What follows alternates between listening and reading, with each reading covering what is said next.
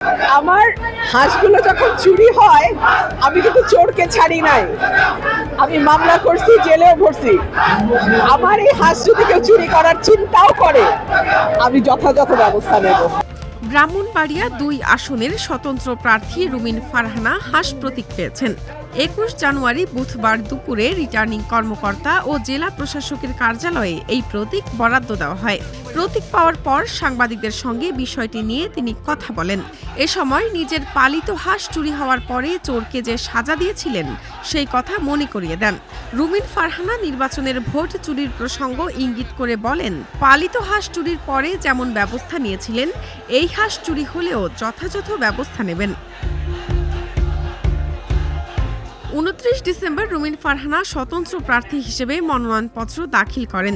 সেখান থেকে ফেরার পথে কর্মী সমর্থকদের কাছে তিনি জানতে চেয়েছিলেন তারা কি মার্কা চান। জবাবে সেদিনও সমর্থকরা হাঁসের কথাই বলেছিলেন। প্রতীক হিসেবে হাঁস তার নিজেরও পছন্দ, এ কথা তিনি অনেকবার নিজেই বলেছিলেন। বুধবার রুমিন ফারহানা সশরীরে উপস্থিত হয়ে হাঁস প্রতীক দাবি করেন। অন্য কোনো প্রার্থী এই প্রতীক দাবি করেননি। পরে রিটার্নিং কর্মকর্তা তাকে হাঁস প্রতীকই বরাদ্দ দেন। তারা যখন আমাকে দেখে, ছোট ছোট বাচ্চারা চিৎকার করতে থাকে আমাদের হাঁস মার্কা, আমাদের হাঁস মার্কা। সো এই মার্কাটা আমার ভোটারদের মার্কা, এটা আমার মার্কা না। ব্রাহ্মণবাড়িয়া ২ আসনটি বর্তমানে সরাইল আশুগঞ্জ উপজেলার পুরোটা এবং বিজয়নগর উপজেলার চান্দুরা ও বুধন্তি ইউনিয়ন নিয়ে গঠিত। আসনটি শরিক দলের প্রার্থী জমিয়তে উলামায়ে ইসলাম বাংলাদেশের কেন্দ্রীয় সহ সভাপতি জুনায়েদ আল হাবিবকে ছাড় দিয়েছে বিএনপি।